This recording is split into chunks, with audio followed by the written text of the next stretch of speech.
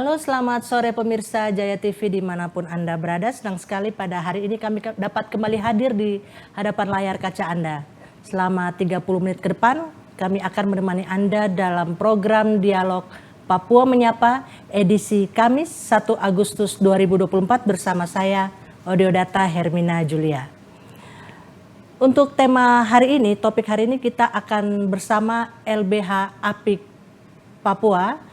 Telah hadir di studio saat ini Ibu Kepala LBH APIK Papua, Ibu Nur Aida Duwila, Sarjana Hukum. Selamat malam Ibu. Selamat malam. Ibu, untuk hari ini kita akan mengambil topik menilik kasus-kasus kekerasan terhadap perempuan dan anak di Papua. Ya, mungkin Ibu bisa jelaskan dulu dari awal pertemuan kita ini apa soal LBH APIK Jayapura dulu. Baik. Ya. Kepanjangannya apa? Oke. Ya. Jadi LBH APIK Jayapura ini sebenarnya tadinya adalah LBH APIK Papua yang berdiri sejak 2009. Hanya karena situasi dan kondisi pimpinan yang lama, Kakak Betsy Pesyawarisa yang sakit, sehingga beliau mandatnya dicabut, sehingga dibentuklah LBH APIK Jayapura oleh Asosiasi LBH APIK Indonesia, dan juga dibantu oleh teman-teman di sini, Melanie Kirihio yang di Ombudsman, dan Pendeta Magdalena Kaviar.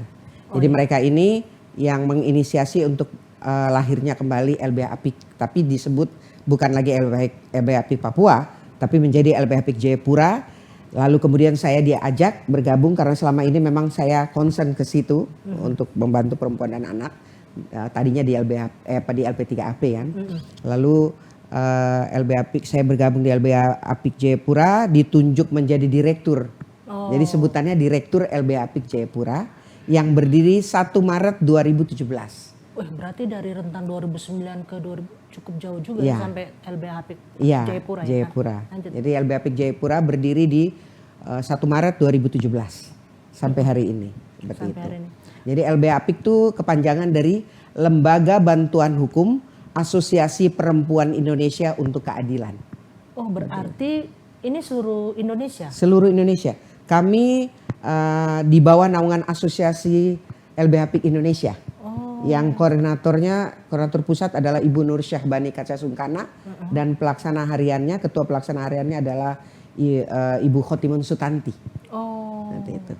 Kalau untuk perubahan nama dari Papua ke Jayapura, terus berarti lingkup kerjanya menyempit? Atau? Tidak juga, karena kami mau menggunakan LBH APIK Papua yang lama, nama itu ternyata tidak boleh. Alasannya? Gitu. Saya tidak tahu alasannya apa, tapi harus diganti dengan LBH APIK Jayapura, dan kami terdaftar di Kementerian Hukum dan HAM. Kami punya AHU, seperti itu, dan kami punya anggaran dasar, anggaran rumah tangga. Ya. Seperti itu. Bu, ini siapa, Ibu Nur Aida atau Ibu Nona? Biasanya nama kecil saya biasa dipanggil Ibu Nona. Ibu Nona. Jadi. Ibu, mungkin Ibu bisa menjelaskan selama kepemimpinan Ibu dari tahun 2017 yang boleh dibilang itu bukan waktu yang singkat ya. Ini sudah berapa penanganan kasus-kasus apa yang sudah ditangani oleh LBH APIK Papua ini, kalau ditotali itu sekitar berapa Ibu? Sejak berdiri sampai hari ini itu, maaf saya agak lupa, tapi sekitar 180-an kasus yang kami tangani, dan lebih banyak itu kasus perempuan dan anak. Perempuan korban kekerasan dan anak korban kekerasan. Itu kekerasan apa ini? Perempuan kekerasan dalam rumah tangga atau verbal? Ya, atau? Ada kekerasan fisik, kekerasan dalam rumah tangga, kekerasan terhadap perempuan tuh ada yang fisik, tapi ada juga kekerasan dalam rumah tangga.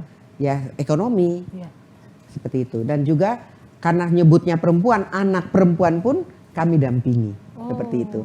Jadi kasus yang paling banyak adalah perempuan dan anak berhadapan dengan hukum. Berhadapan dengan hukum itu dia sebagai korban dan juga sebagai saksi. Kalau dia berkonflik dengan hukum, maka dia adalah pelaku kekerasan. Gitu. Ada 2 yang melakukan perbuatan pidana, ada 2 yang kami dampingi. Jadi sekitar 108, hampir 200. Kalau ditambah dengan. Dan didominasi itu kaum perempuan yang sudah berumah tangga atau mungkin ada? Sama, perempuan berumah tangga dan perempuan yang kekerasan dalam pacaran ya.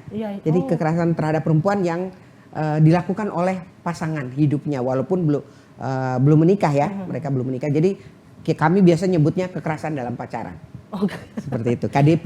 KDP nyebutnya. ya, Iya. bukan KDRT ya. Bukan. KDP, Kalau KDRT kan sudah menikah. menikah. Gitu. Ini KDP. KDP, kekerasan dalam pacaran.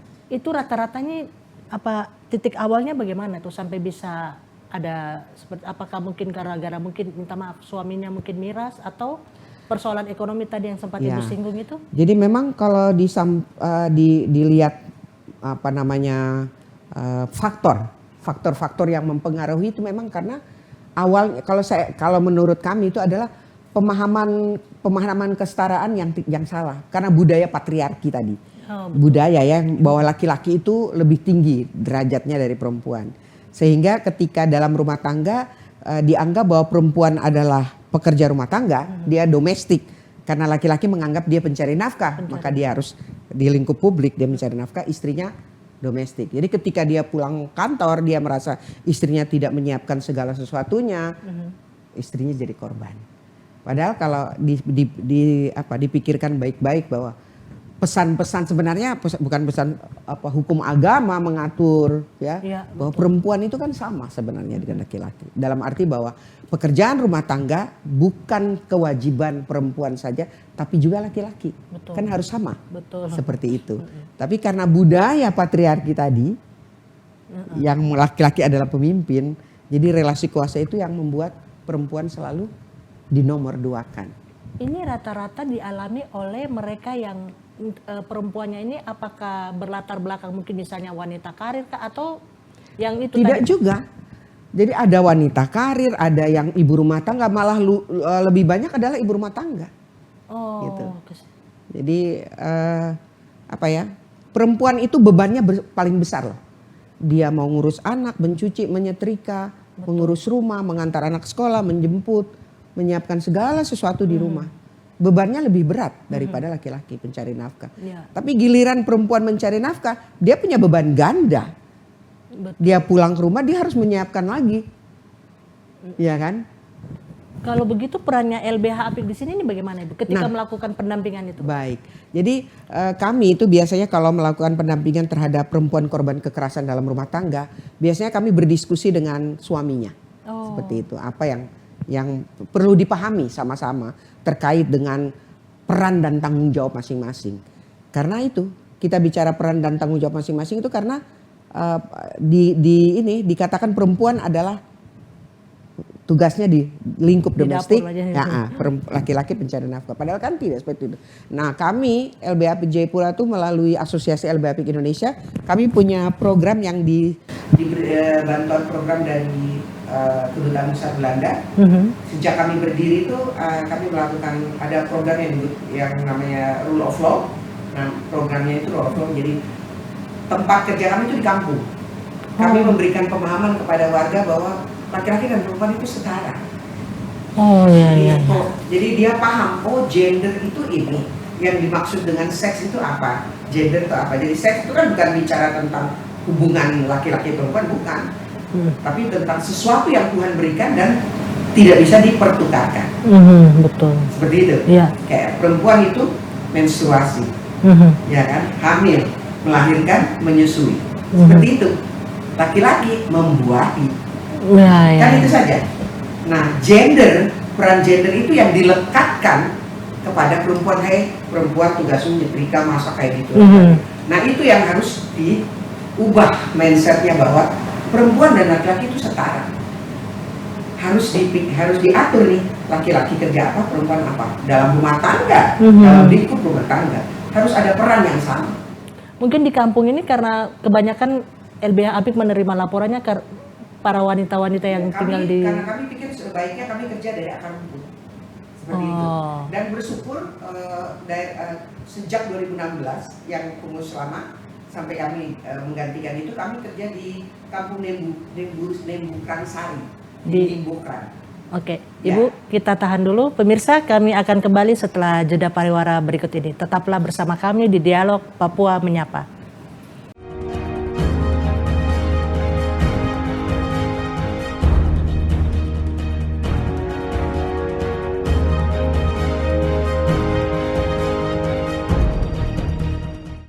Terima kasih pemirsa, Anda masih bersama kami dalam dialog Papua Menyapa bersama Kepala LBH Apik Jayapura. Bukan lagi Papua tapi sekarang sudah LBH Apik Jayapura, Ibu Nuraida Duila. Oke Bu, kita kembali lagi yang tadi Ibu punya penjelasan yang di kampung-kampung gitu. Ya. Jadi kami sejak 2016 itu, 2017 saya melanjutkan program yang ada di Kampung Nembu Krangsari. Itu Rule of Law. Jadi bagaimana? Jayapura, ya, Kabupaten Jayapura. Jadi bagaimana masyarakat paham bahwa perempuan, anak atau keluarga itu membutuhkan identitas hukum. Seperti itu.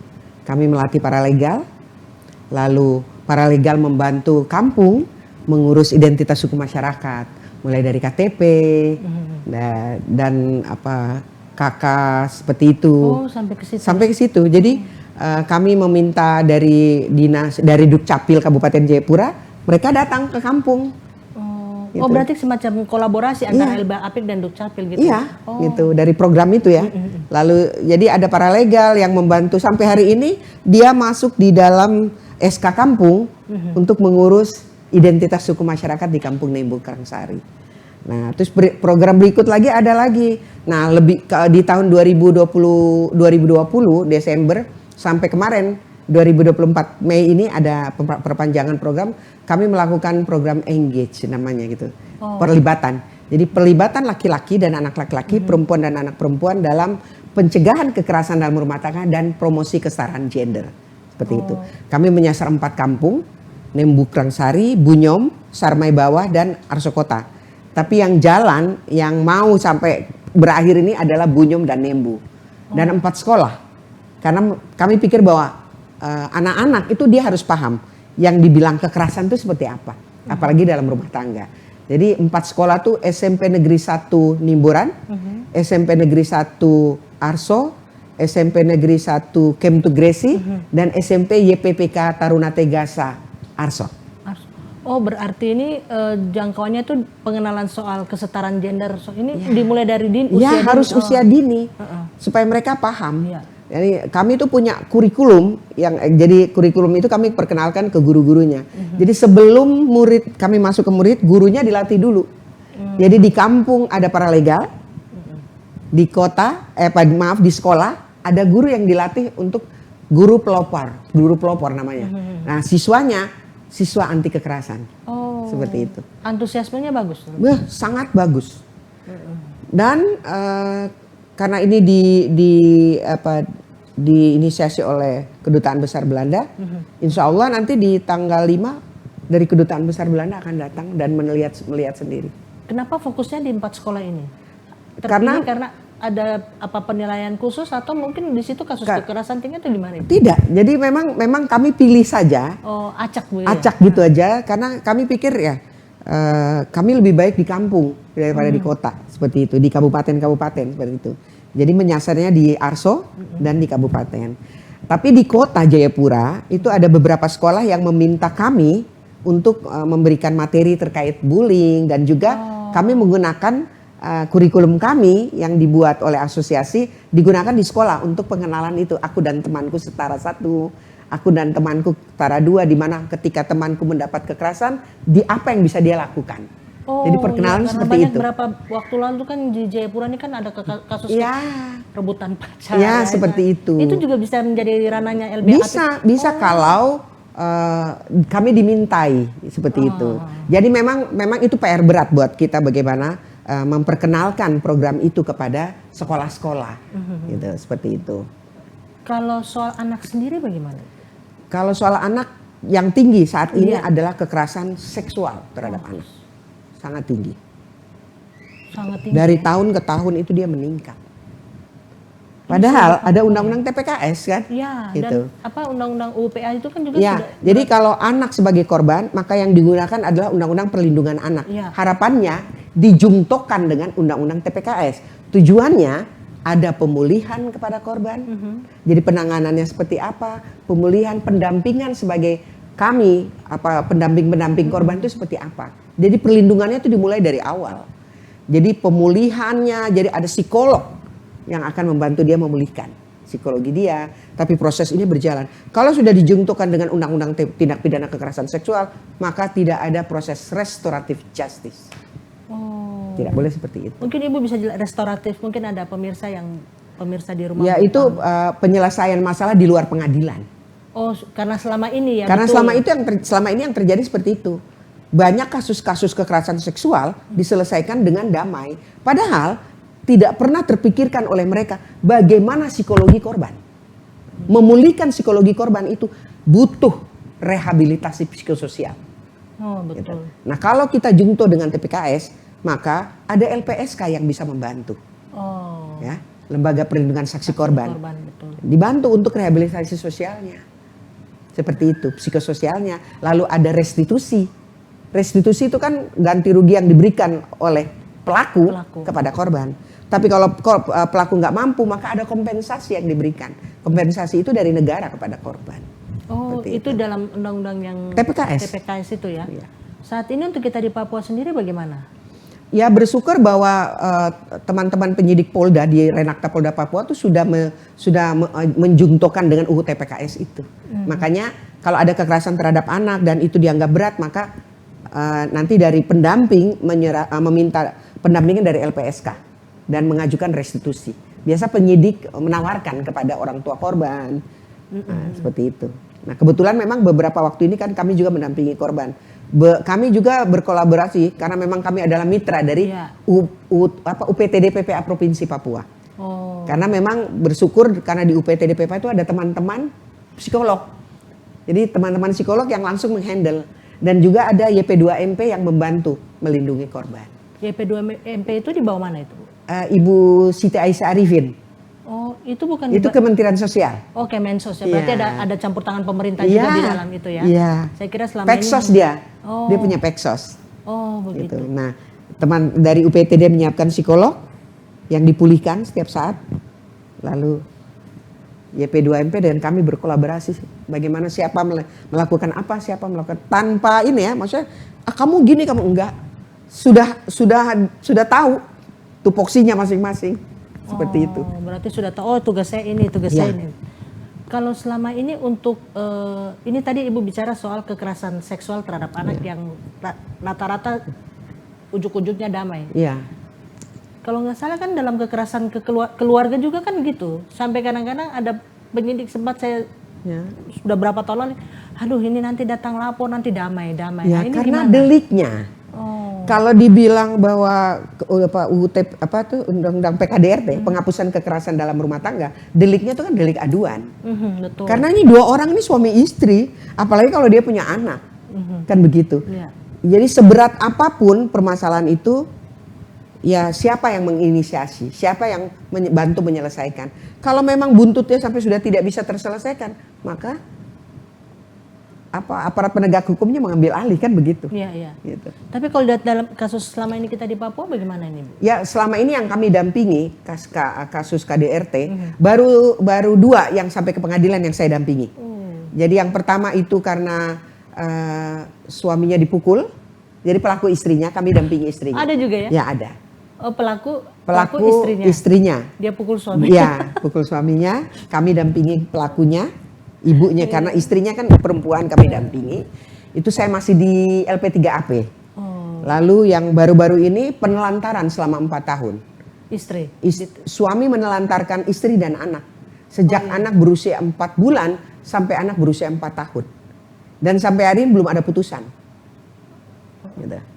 Ibu bisa jelaskan pola pendampingan yang selama ini yang istilahnya pakem oleh LBA Apik ini seperti apa, Bu? Sampai istilahnya banyak masyarakat yang datang mengadu ke, apakah mungkin rata-rata di dalam ini anggotanya ini ibu-ibu semua atau bagaimana? Ya sebenarnya ya itu mungkin ada sih yang jadi tahu dari mulut ke mulut yang sebenarnya melalui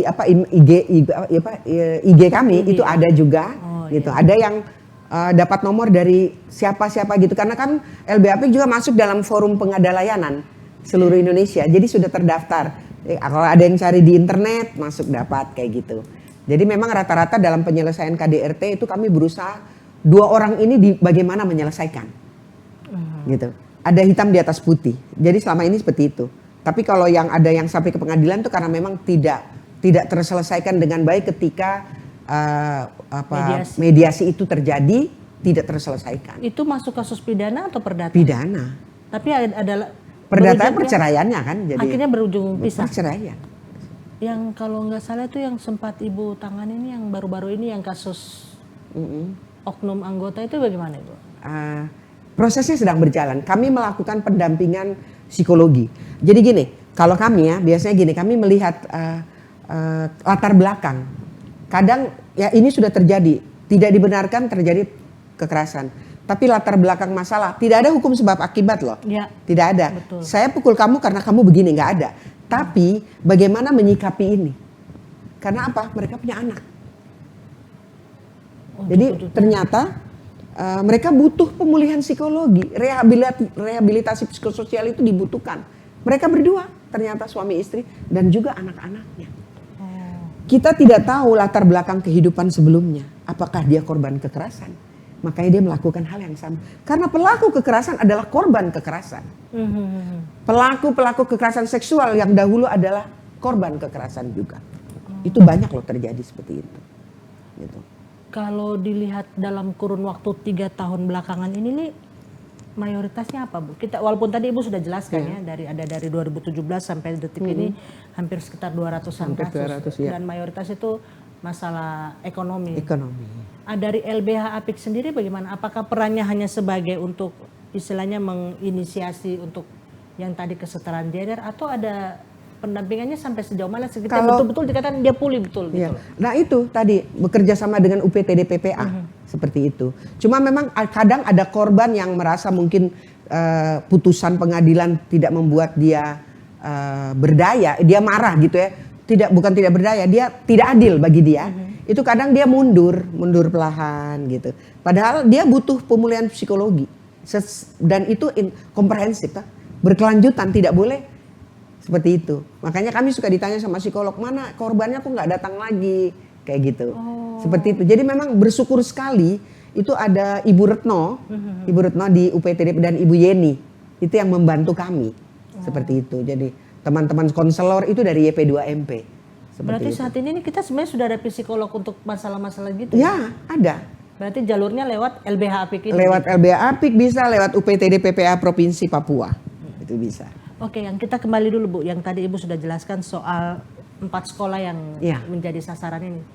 Selanjutnya ada berpikir nggak, yang tadi kan ada Kota Jayapura minta juga, ini ada apa selain 4 sekolah ini ada untuk pengembangan lagi atau tidak? Sebenarnya kami bisa, maksudnya bukan, jadi dari kami inisiatif kami sebenarnya ke sekolah-sekolah menawarkan sebenarnya seperti itu. Cuma memang kami butuh komitmen. Ya. Komitmen dari sekolah maupun kami sebagai lembaga yang menyediakan kurikulum itu, bagaimana sih bisa nggak? Tapi kan itu harus di luar jam pelajaran. Nah itu soal. Betul. Iya kan? Nah, selama ini di 4 sekolah itu kami di hari Jumat. Di hari Jumat jam 10 kami mulai sampai jam 12, 2 jam pelajaran seperti itu. Itu materinya apa saja Ibu? Ya itu yang tadi saya sebutkan, aku dan temanku setara 1, aku dan temanku setara 2. Maksudnya edukasinya seperti apa Bu? Ada permainan, jadi nanti mereka ditanya. Jadi ada beberapa, saya bersyukur saya punya staff di kantor itu anak-anak muda. Mereka yang menghandle untuk ke lapangan, menyampaikan program ini gitu. Dan mereka sendiri langsung jadi fasilitatornya. Fasilitatornya itu. mereka Iya. langsung.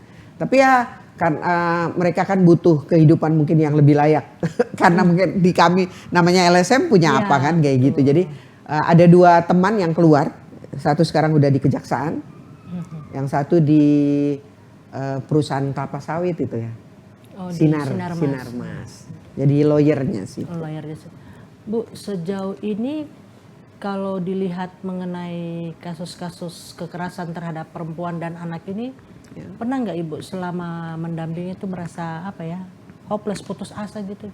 Ya. Aduh, ini kita di Papua ini meningkat terus, ini gimana caranya supaya bisa turun? Itu pernah nggak? Kadang saya hopeless, terkadang. Apalagi kalau saya merasa bahwa ada yang tidak bisa terpenuhi buat korban. Jadi kalau kita ini ya, kita flashback bahwa ada kasus seandainya kasus itu suaminya ditahan. Kan suaminya tidak akan menafkahi, tidak akan bisa lagi menafkahi istri dan anaknya. Betul. Seperti itu. Nah biasanya karena masalah itu ekonomi. Oh, semua kembali lagi ekonomi. Kembali lagi masalahnya. Kalau istrinya tidak berdaya, maka itu yang terjadi. Tapi dua orang ini kan harus berpikir bagaimana anak-anak selamat. Jangan karena permasalahan mereka berdua anak-anak tidak bisa menyelamatkan hidupnya, dan itu kan kesalahan berdua juga jadinya. Seperti itu. Jadi bagaimana dua orang ini meminimalisir egonya, menyelesaikan baik-baik, tapi dengan konsekuensi-konsekuensi yang harus dipenuhi oleh masing-masing pihak. Berarti bisa dibilang LBH Apik ini kayak konsultan rumah tangga juga. Iya, iya. Enggak juga, saya nggak mau bilang begitu. Ntar pertanyaannya ke saya lagi kan repot kan begitu. Iya. Jadi begini Bu, kembali lagi kita ke rel lagi nih Bu. Untuk ada nggak mungkin dari selama ini kan ada kerja dengan Kemensos, kerjasama dengan Kemensos, ada ditemukan nggak di pakem-pakem apa yang untuk meminimalisir kasus-kasus seperti ini tidak terulang lagi? Sebenarnya tuh PR buat kita semua. Bagaimana mensosialisasikan aturan undang-undang bahwa perempuan itu sama dengan laki-laki. Perempuan itu dilindungi oleh undang-undang. Anak juga dilindungi oleh undang-undang. Kita lihat, kita tahu kan undang-undang HAM, ya, hak asasi manusia. Ya kan 39. Itu ada kan? Ada. Lalu kita meratifikasi konvensi CEDAW dengan undang-undang nomor 7 tahun 84. Ya. Artinya bahwa perempuan itu sudah diposisikan di tempatnya. Tapi kadang yang tadi saya bilang budaya patriarki itu sehingga perempuan seperti objek. Perempuan itu kayak bukan warga negara nomor 2 seperti itu. Nah, jadi bagaimana menyampaikan kepada masyarakat agar mereka paham bahwa undang-undang itu ada perlindungan terhadap perempuan, terhadap anak itu ada. Jadi mensosialisasikan kepada masyarakat seperti jangan jenuh, jangan capek. Kedua, aturan hukum itu betul-betul diterapkan ketika terjadi persoalan hukum, kan gitu toh. Ada permasalahan, terapkan aturan undang itu dengan baik. Seperti itu. Kalau kita bicara jujur implementasi undang-undang PKDRT selama 20 tahun ini kan ada kekecewaan sendiri sama kami terhadap pendamping. Contohnya tuh kayak gini. Di dalam aturan dalam pasal-pasal yang pasal-pasal pidana mulai dari pasal 44, adakah di situ disebutkan bahwa minimal ancaman hukumannya itu ada minimal, tapi langsung ke maksimal. Sehingga minimalnya kan tidak tahu kita berapa. Lah kalau hakimnya putus 2 bulan? Seperti itu, tidak ada. Jadi memang mungkin judicial review terhadap pasal-pasal itu. Bagaimana memasukkan kalimat minimal. Kata minimal itu terhadap ancaman hukuman itu. Minimal kayak contoh fisik. Minimal 5 tahun penjara, maksimal 10 tahun. Kayak gitu. Atau seksual. Minimal 10 tahun, maksimal mati. Kayak gitu. Ini ngomong aja kan kalau bicara. Karena bicara tentang kekerasan seksual itu menghancurkan kehidupan orang lain. Betul. Seperti itu.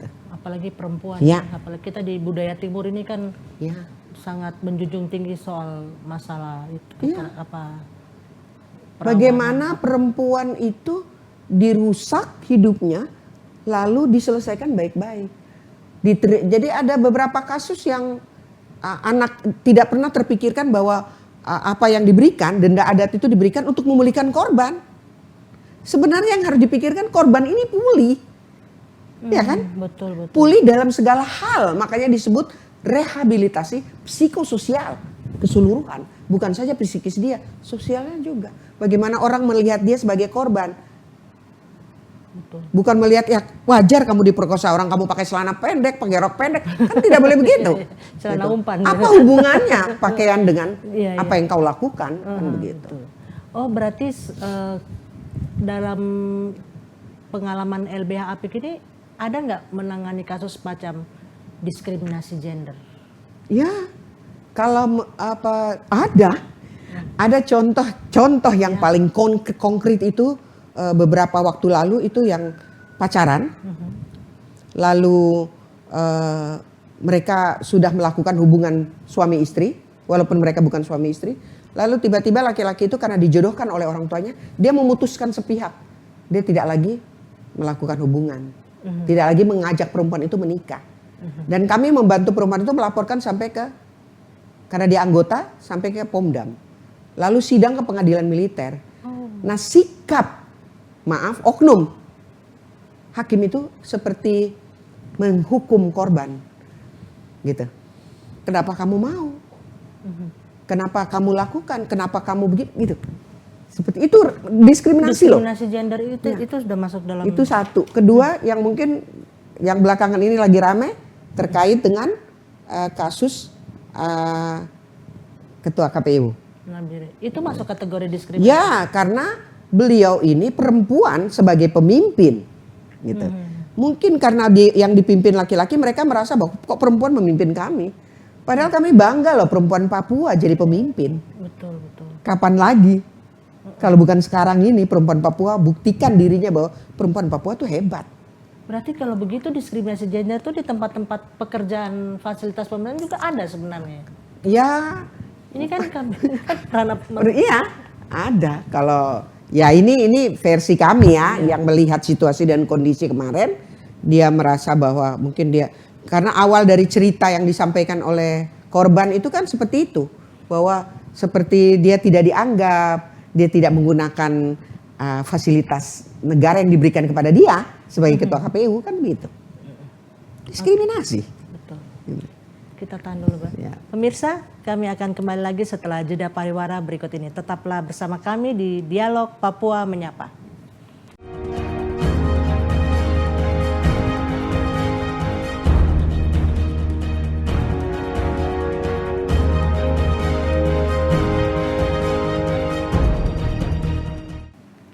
Terima kasih pemirsa, Anda masih bersama kami dalam Dialog Papua Menyapa.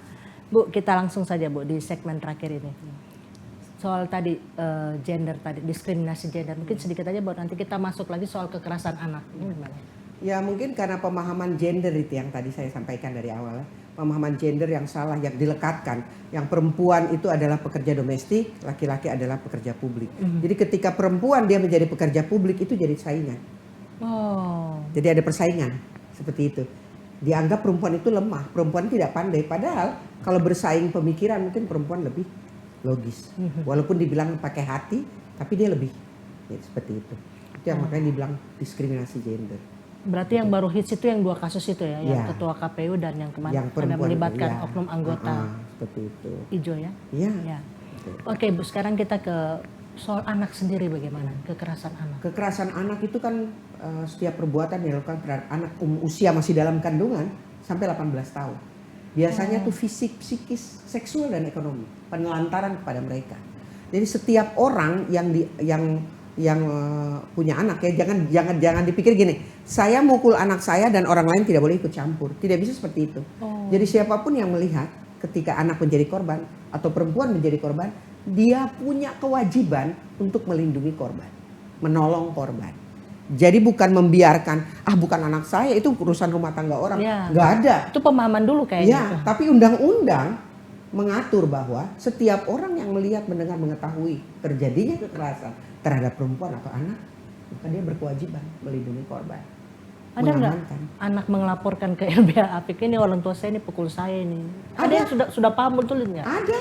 Oh. Ada, ini kami lagi tangani 2 anak. Itu pelakunya adalah ibu tiri. Oh. Pelakunya ibu tiri. Jadi bapak ibunya bercerai, hak asuh dapat di bapaknya menikah lagi, tapi anak yang dia asuh 2 orang ini, yang hak ada di dia, tidak dirawat dengan baik, menjadi korban kekerasan. Fisik, psikis, ekonomi. Umur berapa itu?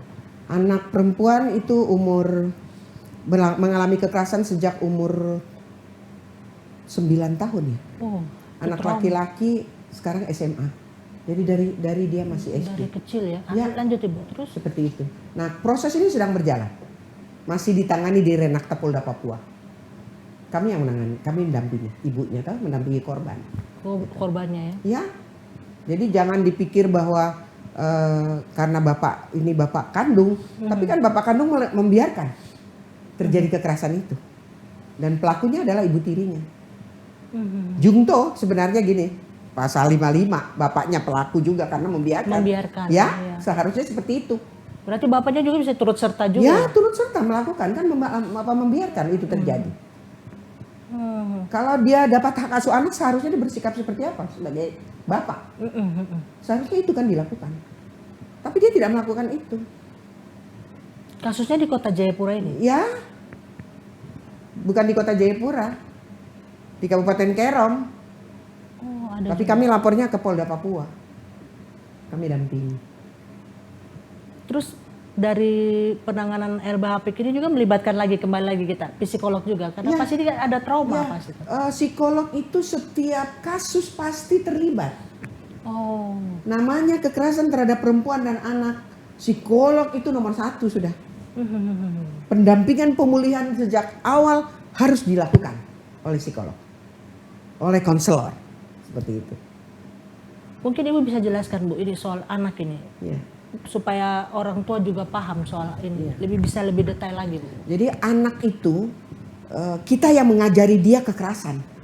Contoh, maaf saya kalau bicara memang suara saya besar. Suara saya karena saya mau orang memahami, tapi sebenarnya saya nggak boleh menurunkan itu kepada anak-anak saya. Betul. Karena ketika saya menurunkan, maka dia akan melakukan itu juga kepada anaknya Iya. dan juga kepada temannya. Jadi kekerasan itu harus orang bilang memutus mata rantai kekerasan harus dari diri kita. Dari dalam rumah sendiri dulu, orang tua kepada anak. Harus dipahami bahwa anak itu pemberian Tuhan, titipan. Iya. Titipan untuk kita menjaga dia, untuk menjadi manusia yang lebih baik daripada kita lagi. Ini kan generasi emas kita yang harus kita persiapkan. Betul. Jadi berhenti melakukan kekerasan fisik, psikis, penelantaran. Apalagi kekerasan seksual kepada mereka. Karena maaf, ada beberapa kasus yang pelakunya adalah bapak kandung. Bapak kandung, bapak tiri. Pelaku kekerasan seksual. Oh. Itu pelakunya adalah bapak tiri, ada yang bapak kandung. Malah melahirkan. Ada kasus yang anaknya melahirkan, ada pendeta yang menghubungi kami. Ya bagaimana kalau anak ini takut melaporkan bapaknya karena dia bergantung secara ekonomi karena ibunya sudah meninggal. Seperti itu. Ada beberapa kasus. Terus ada yang bapak tiri. Seperti itu. Itu meningkat untuk kita di Papua. Ya, meningkat. Itu kasus kekerasan seksual itu meningkat. Itu belum, ya itu yang ke kami, belum nanti yang ke UPTD, belum yang langsung ke Polda, belum yang ke Polresta. Belum yang tidak melaporkan. Ya, belum yang tidak dianggap melaporkan. aib ya. Iya. Mungkin- Padahal kekerasan seksual jangan pernah dianggap itu aib. Karena apa? Korban itu butuh pemulihan. Bayangkan ketika dia tidak dipulihkan, maka dia akan menjadi seperti apa? Sudah ada di bayangan kita. Kalau dia tidak menjadi frigid apa frigid ya, frigid itu, atau dia menjadi seperti apa? Iya. Ada dua pilihan kan. Seharusnya kita menjadikan dia menjadi lebih baik. Dan masyarakat harus tahu bahwa dia adalah korban. Dengan memproses hukum, masyarakat tahu dia korban. Jadi tidak boleh ada pembiaran. Tapi lagi-lagi ada nggak yang maksudnya stuck di situ tidak diproses gitu? Ya kembali Sekarang lagi tidak. Beberapa waktu lalu ada kan? Iya. Yang 4 orang anak itu. Penyelesaian secara kekerasan. Sekarang tidak. Karena undang-undang tindak pidana seksual itu sudah undang-undang tindak pidana kekerasan seksual mengamanatkan bahwa kasus kekerasan seksual tidak bisa diselesaikan secara restoratif justice, tidak bisa dengan penyelesaian secara kekeluargaan, harus diproses hukum. Mengapa? Karena berdampak secara psikologi kehidupan korban fisik maupun psikis dia. Mana tahu laki-laki punya penyakit HIV menurunkan penyakit kepada dia. Kan seperti itu. Fisik pun psikis kan gitu. Iya. Berarti itu mereka tuh kalau dari pengalaman LBH Apik sendiri itu melakukan pendampingan mereka untuk mengembalikan trauma tuh apa sangat susah sekali atau begitu? Kami itu tugas psikolog kan. Iya, Karena memang yang kami lihat itu panjang sebenarnya. Makanya kadang kita minta supaya penyidik mungkin baiknya ada pendampingan psikologi dari LPSK. Karena kalau di LPSK itu kan ada rehabilitasi psikososial. Itu mereka akan membantu menyiapkan seperti itu. Jadi dia butuh pemulihan bukan saja psikologi dia tapi sosialnya juga seperti itu. Jadi memang harus didampingi sejak awal. Ada satu paling berat itu saat ini yang kami dampingi adalah pelakunya adalah kakak iparnya sendiri. Wah. Berarti Ini bukan ipar pembawa maut nih. Iya. Lagi film Iya, lagi tapi viral ini film itu ya. Iya. Pelakunya adalah kakak ipar. Ini yang korbannya oh anak di bawah umur. Ya. Terus nanti penerapan pasalnya bagaimana? Tadi Ibu bilang sudah itu. Undang-Undang Perlindungan Anak UPA. dijungtokan dengan Undang-Undang Tindak Pidana Kekerasan Seksual. Tujuannya menjungtokan supaya ada perlindungan dari LPSK, ada restitusi seperti itu. Apa tidak dengan pemberatan tambah lagi KUHP itu kan ada Ya, juga? tidak. Di perlindungan anak sudah ada pasal yang nanti yang baru ya, undang-undang yang sudah diperbarui itu yang di pasal Undang-Undang 35 2014 di 17 tahun 2016 gitu. 16 ya. Itu jelas bahwa sepertiga pidana itu ditambah lagi kalau pelakunya adalah orang terdekat, bapak kandung, paman, apa seperti itu. Oh, berarti Ditambah. lebih pemberat lagi, lebih berat. Makanya seharusnya ketika jaksa penuntut umum mendampingi korban tahu kondisi psikologi korban. Selama ini Saya tidak tahu ya, karena kami mendampingi korban. Mengapa kami harus mendampingi korban? Karena sejak awal itu korban tidak didampingi secara komprehensif oleh jaksa penuntut umum. Itu versi kami ya. Karena kenyataan. ya. Tapi ada beberapa jaksa yang punya hati nurani yang sejak awal itu sudah berkolaborasi dengan UPTD. UPTD berarti ke kami juga yang menyampaikan tolong nanti ada sidang begitu. Tapi dari awal memang sudah dipantau. Teman-teman jaksa di Kejaksaan Tinggi itu jaksa penuntut umum itu sangat apa ya, perhatian sekali untuk kasus-kasus anak korban kekerasan itu, yang membantu kami sejak awal bahwa kondisi korban itu memang diperhatikan, dibantu sejak awal. Maksudnya ditanya bagaimana.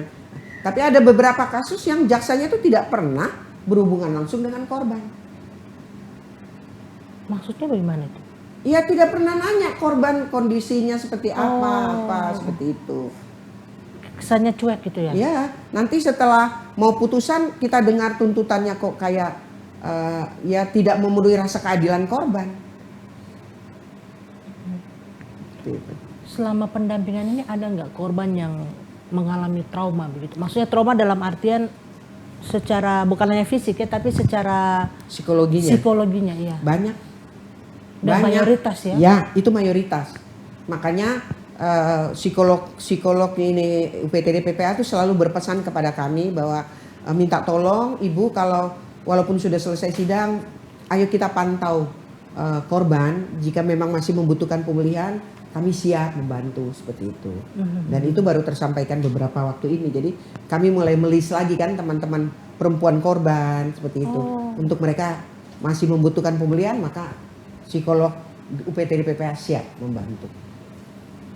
Ini kalau perlindungan perempuan dan anak ini bisa anak laki dan anak perempuan kan Ibu? Ini harus jangan sampai ini ada LBA AP ini jangan sampai hanya khusus. Perlu digarisbawahi. Itu khusus kita bicara anak, betul ada anak laki-laki dan perempuan. Iya. Tapi ketika anak laki-laki, anak perempuan menjadi korban dan pelakunya adalah anak laki-laki, maka kami tidak bisa mendampingi anak laki-laki. Kami harus mendampingi anak perempuannya sebagai korban. Kalau korbannya anak laki-laki? Korbannya anak laki-laki, pelakunya siapa? Misalnya mungkin orang tuanya orang kah, dewasa. atau orang-orang dewasa. Bisa, ya. Kami bisa dampingi. Salah satu korban yang tadi saya cerita adalah anak laki. Korban kekerasan. Anak laki-laki, adik kakak kan? Iya. Yang laki-laki. Ibu tirinya itu. Ya. Cukup rumit juga Ibu ya. Ya, makanya kita tuh bagaimana ya, semua orang dianggap punya kewajiban. Betul. Terhadap keberlangsungan hidup anak-anak. Keberlangsungan hidup perempuan.